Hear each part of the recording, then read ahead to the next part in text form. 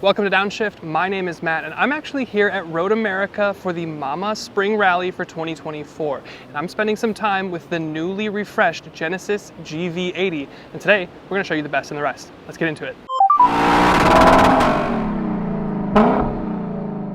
And before we get into the pros and cons, we're going to hit what's new for 2025. Now, this is the first real refresh the GV80 has ever gotten. And it's a big deal since 1 in every 3 Genesises sold is a GV80. And of course, the facelift includes subtle exterior styling, which we'll talk about, more robust interior styling, and upgraded software and technology, which again, we'll get into as we go along. And also, there's a GV80 coupe body style coming later this year for Polo. So stay tuned for that, and that's gonna get a little extra performance bump as well. But let's get into the video. And the first place we have to ding this car, and stay with me, it's kind of a big one, is in terms of the engines. And there's a lot of detail to cover here, so I'll try to cover it as concisely as possible. Now, the base engine is a 2.5 liter turbocharged 4-cylinder. Genesis says it's the most powerful base engine in the class, but the X5 is packing more power. So interesting how they classify that claim. But the base engine here in the Genesis GV80 is going to come in at 300 horsepower and 311 pound-feet of torque. It's also going to be the most fuel efficient at about 22 mpg combined. But again, the BMW X5, which I kind of consider to be the segment benchmark, is 375 horsepower in its base and 25 mpg combined, again, at the base powertrain. So more power and more efficiency from that base X5 engine. But if you want more power, you can upgrade to a 3.5 twin-turbo V6 here in the GV80, which will get you 375 horsepower and 391 pound-feet of torque, but you will drop fuel economy to maybe 20 mpg combined. Again, the X5 from BMW is going to pack the same horsepower and significantly better fuel economy. And then if you want more power in the BMW, you can go up to the V8s. But this thing is quiet, smooth, and it's more luxurious feeling. And it still does 0 to 60 in under 6 seconds. Or if you want the 4-cylinder, it'll be under 6.5 seconds. So it's not like it's slow, but it is more focused on luxury and smoothness than performance, and apparently fuel economy. And I'm going to make a lot of comparisons to the BMW X5 in this video because that's kind of what we do here. It's the pros and cons, but not objectively, more kind of in relation to the rest of the segment. And in relation to some of the other luxury offerings from BMW or Mercedes, this GV80 is just missing a couple little things if we're going to compare it to the Germans. Things like massage seat for your passenger, heated and cooled cup holder, you can't get an air suspension here, you can't get a V8 here, and you only get tri-zone climate control, whereas you can get quad in something like an X5 or a GLE. So some of these things probably not make or break, but just some things to know if you're wanting that last little tenth of luxury and prestige. You're going to get it in Germany. And this one isn't spec'd with the third row, but you can option a GV80 with a third row. But I will say, don't do that. This is not unique to the GV80. It's really every SUV that's designed to be like a roomy 2-row that we have here that tries to stuff a third row in. You just kind of end up eating trunk space, and then you kind of squish the second row, all for a third row that ends up realistically being kind of useless unless you have really small kids that you only need to transport every now and then. So I would say to get the max luxury experience and the best experience from your GV80, stick with the 2-row and skip the 3-row. There is going to be a 3-row Genesis coming in either months or maybe a year or two, but if you really want the 3-row, maybe wait for that. And the last one may be a little bit of a nitpick, but it has to do with this screen here. You don't have wireless Apple CarPlay and Android Auto yet. I will say yet. Genesis says this is coming over an over-the-air update, but as of now, you don't have wireless Apple CarPlay, and I kind of would expect that from something that looks and feels like this and is truly a luxury product. So this will be a little bit more compelling once that update comes through and you have wireless Apple CarPlay. But with that being said, let's switch gears and talk about all the great things going on with this GV80. And one of the nice things that I like is that you get all-wheel drive as standard here. The chassis is actually built on a rear-wheel drive first design, which is great. It's very European, it's good for driving dynamics, and you do feel that behind the wheel, which we'll talk about later. But every single GV80 that comes off the line is going to get all-wheel drive as standard. If we're going to compare it to the X5, which we have been all video, the X5s start as rear-wheel drive. They base out as rear-wheel drive, and then you have to add in X-Drive for an extra cost. So that's a win here for the GV80. And of course, the rest of the power then goes from your engine to an 8-speed automatic here. You do have adaptive suspension, though not air suspension. And if you go for the more powerful, smoother, and quieter V6s, you will get an LSD on the back to help with that handling. And the incoming coupe body styles for the GV80 can be had with the E supercharger that we originally saw on the G90. So a lot of stuff to cover here, but should be pretty good on the road, so a lot to cover in our driving scene later on. And of course we have to talk about styling because this is a refresh and that's one of the things that's a main focus for this year, for 2025. And some of the changes are as such. Your grille is a little bit more shapely, and now you have the double weave design for your grille versus the single weave that you had before. And also now your running lights are a little bit different. They're now made up of, your headlights I should say, they're now made up of 9 diodes for each one. So 9 times 4, I believe that's 36. Math is hard, it always has been. And you also have this more chromed out lower, almost skid plate looking thing, but it just looks a little bit more chrome, a little bit more luxury, and a little bit more elegant. And I have to talk about this because I called it out on Redline Review's Instagram post, but the wheels are definitely Audi RS6 wheels. And I can't unsee it, and I'm betting now you can't unsee it as well. They look cool, I love the look, but they do look pretty familiar to the Audi RS6. Typical Genesis stuff, you've got your dual bar here for your turn signal and lights. You've got a more chrome style for your lower skid, or excuse me, skirt, and then some chrome accenting for your window treatments. But the shape is great. I love this green paint. It's almost black or dark gray depending on the lighting, but you get close and you really start to see some of the green come through. Looks fabulous. But then looking at the rear design, it does look pretty familiar from last year, but with one notable difference. It's down here in your lower diffuser. You see, you don't have traditional exhaust ports, but you do have this chrome banding, which looks very familiar to the Genesis logo down here. And of course, your exhaust is underneath, but it does look pretty cool, very Genesis, and pretty clean and modern and luxurious. But sizing in general we'll talk about for a second, because as we've been comparing it to the rest of the vehicles that it competes against, this is about the same size as a BMW X5 or a Mercedes GLE. It's got a little bit lower roofline than those two, so your headroom will be a little bit less, but it's a price that you pay for this sleek look. But this is notably bigger than a Lexus RX, so bigger than some of the Japanese rivals and just about on par with the Germans. So I think it fits, nice little sweet spot right in there. And then we'll talk trunk, but before we do, look, you got a little camera here for your digital rear view mirror, and then where is the trunk release? Is it down here? No, it is hidden here in your rear wiper. That's very Porsche Macan. I don't know who did it first, but I do like that. It's very thoughtful, keeps the design nice and clean. Good move from Genesis. But looking into the trunk here, you're looking at about 35 cubic feet of space. Again, this is without the third row spec. And with the seats folded, as you can see, they each fold individually. You're looking at about 84 cubic feet of space. Now, if we're going to compare it to the BMW, which again we have, the X5 only does 34 cubic feet of space, so this is one better. And then with the seats down, the BMW is only doing about 72 cubic feet of space versus the 84. So this is a huge, big win for the Genesis here. You don't have a spare tire, but you do have a load of storage underneath your floor here, and your privacy cover tucks in nicely. I'm not going to totally undo it, but you do have some storage cubbies back there, which is pretty good. And I mean, just look at this. You've got some Alcantara, some suede, you've got Bang & Olufsen speakers back here. Huge practical opening, very wide, and you can even power fold and unfold your rear seats from back here. Very nice. Big win in the trunk department for the GV80. And then we're going to check out the rear seats because they're pretty nice. Now we'll talk on materials and stuff here. This is kind of a darker gray, or green rather. It doesn't, I'm not sure it's really coming through truly, but it does look green, and I think it looks fabulous with this exterior paint. Then you've got this nice, like really genuinely nice leather down here. Some aluminum banding, Bang & Olufsen, and you do have lock and unlock as well as your window shades, which is powered. You've got a powered window shade here, which is very nice, and of course your window controls there. But nice little detailing here. I believe some of this is recycled. Little detailing down here on your kick plate and here as well. Knurling for your electric seat controls. But look at this. Beautiful interior. Very nice. Love the quilting. Genesis does some of the best interiors. Maybe not quite Lexus level, but very, very close. Very nice, genuinely. I'm gonna hop in.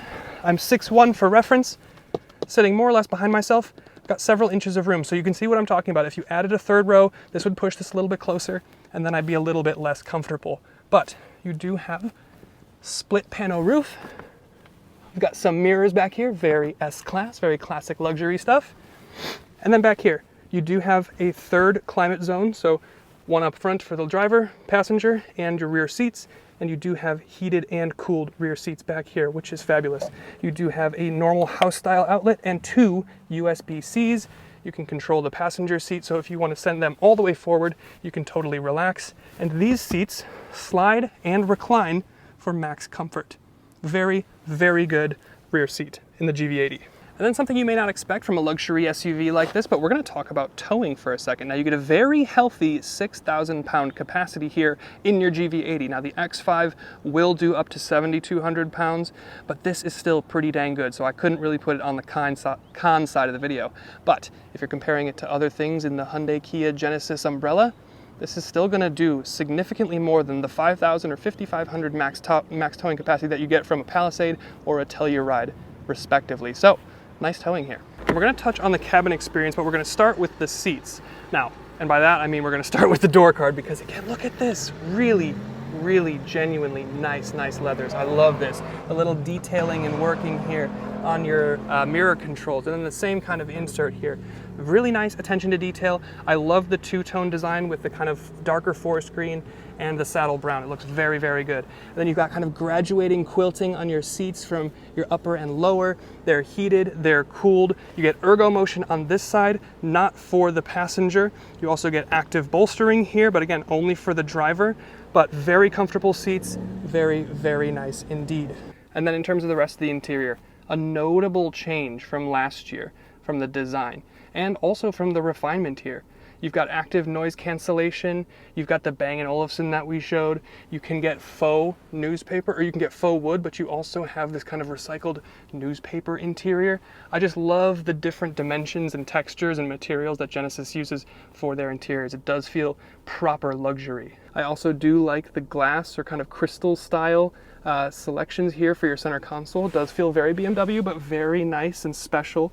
And that's kind of the point, isn't it? But then I really do like the fact that you also have a dedicated and separate screen and controls for your climate, stuff that you're using all the time.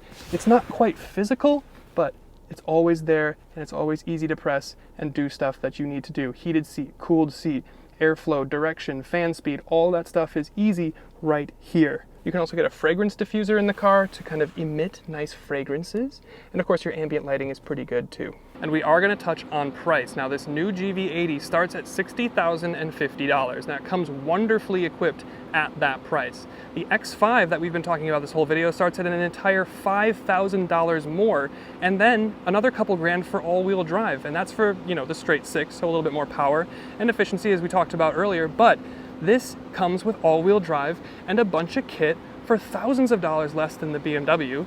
And Genesis even says there's a cheaper version of the GV80 coming soon. Now, if you want to go up to the bigger power V6 that we have here, it's going to be $75,000 to start. Again, keep in mind the X5 with 6 cylinders starts at about $68K for xDrive. So it's really the 4-cylinder that you're going to get max value here. But maxed out, topped out with the big power and all of the luxury stuff in your GV80, you're looking at about $82,000, which definitely still makes it the more value-oriented option in the segment. You are getting a lot of car for that money. Let's talk tech. And yes, speaking of technology, there's plenty of it here in the GV80. Now, you have these huge screens, which is actually, as you can see, one screen for your digital instrument cluster and your infotainment. We're going to talk about that in a second. But you do have a nice, robust head-up display. It gives you loads of information, especially on the highway with your adaptive cruise and all that stuff. Very, very good. But yes, let's talk about these screens. 27 inches of complete real estate. It's a little bit curved, not so much, doesn't really matter. But it is one continuous screen, so that looks really, really good. And there's loads of customizability that you can do for your cluster. It also shows you relevant information like other cars on the road and, you know, fuel economy, all the stuff that you would want to see. And then your center infotainment screen, it's nice, very snappy. The software here at Hyundai Kia kind of always does really, really well. But great refreshed graphics, processing speed is very good. You do have the wireless charger. You don't have the wireless Apple CarPlay as of yet, as we talked about, but you do have great 360 cameras. And unlike the Hyundai Kias, this doesn't have to be white. This is actually the exact spec that we have this car in, with the dark green and the Audi RS6 wheels. I do really, really like that. You also have a fingerprint reader for your driver profiles, and I believe it'll also start the car if you don't have your key with you, so that is pretty nice. Biometrics here. You've also got a mood curator, which will play different music and use different fragrances to make you feel alive and vital and all sorts of things. Maybe delighted, maybe you care about something, or maybe you just want to be comfortable, like a normal person, then the Genesis GV80's got you for that. And then how could I not touch on the driver assistance suite? All of the kind of Hyundai Kia Genesis systems, they work really well, but let's test that a little bit on the road. So we'll go for a drive. In the GV80, we're into sport mode. Don't turn off, turn on. Here we go. Ooh, that's not a bad sound. It's not the fastest thing in the world, but it sounds good. And for that reason, it's enough for me. Now, I will say, this is the big power, the V6 one. So you're getting about the same power as you did in the X5 with its straight six, which I think is perfectly fine for someone looking for this. If you want a more performance-oriented SUV, you're probably looking at something that says M or AMG anyway. If you're looking for something that is in this class, that is just a genuine luxury experience, max comfort, great materials, really unique detailing, you have it here. We're gonna do another little launch because we're at a stop sign, and why not? Stop turning off. Here we go. Transmission's good. So let me tell you the thing, I don't have a lot of time with these cars for this event, but let me just tell you the things that I'm experiencing right now. One, power is good. I'm not really waiting for any turbo lag. It's a nice linear feeling band. The transmission feels tuned for smoothness. Even in sport mode, it's very smooth. And that's, I think, kind of the personality that comes through in this car. The steering has some weight to it, it makes sense.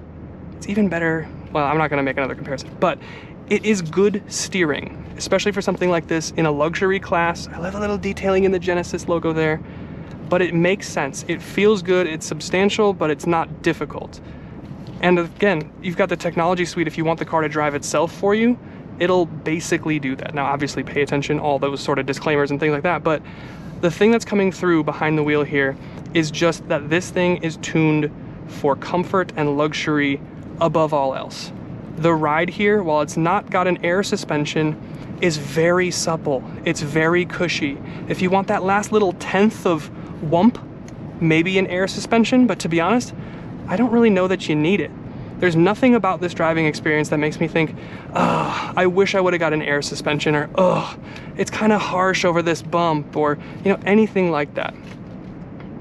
The cabin refinement is fantastic. You've got that active noise cancellation, so it's kind of playing inverted sound waves to keep things like, I don't know, tornadoes that we had last night from bothering you in your luxurious Genesis cabin. Body control is good through a little corner there, even at power. I do like the sound. I think it's maybe being pumped in a little bit, but I like the sound. You've got the Bang & Olufsen here. There's a lot that I like about this. Good sound, very smooth. The seating position does feel just a touch high, just an inch high. I'm about as low as I can go, and 6'1". I'm comfortable, but if it was my optimal position, I'd just be like an inch lower. The only other thing that I would say from just a general experience inside the car is this is priced to be the value option, and I think that makes sense based on that last little tenth of luxury stuff. Like, some of these plastics here are very clearly plastics. This button here, and I'm being very ticky-tacky, so excuse me for that, but this button here, could be the same button in a Hyundai or in a Kia. It's not to say that it's bad. I have a lot of great things to say about Hyundais and Kias, but if you're looking for that like bespoke, true, upper echelon pinnacle type experience that's more unique to the Genesis line, you are gonna get some things that feel a little bit, but it does feel good. It does feel very good. There's a couple places that are in plastic that maybe I would like to see as an aluminum or a metallic or an alloy, but overall, I don't really have anything bad to say about this car. Yes, the engines are a little bit less powerful than some of the competitors, but it's still fabulous to drive. It's very smooth, it's a very true luxury car experience, and it's at a great price. So if you're in this segment, don't sleep on this car. At least go check it out. So thank you to Genesis for letting me have a go in your new GV80. I really like it, especially with the green and the interior spec. I think my wife will want to buy one. And thank you to Road America for hosting. Thank you to Mama for letting me come to your 2024 spring rally. And we'll see you in the next one. Bye.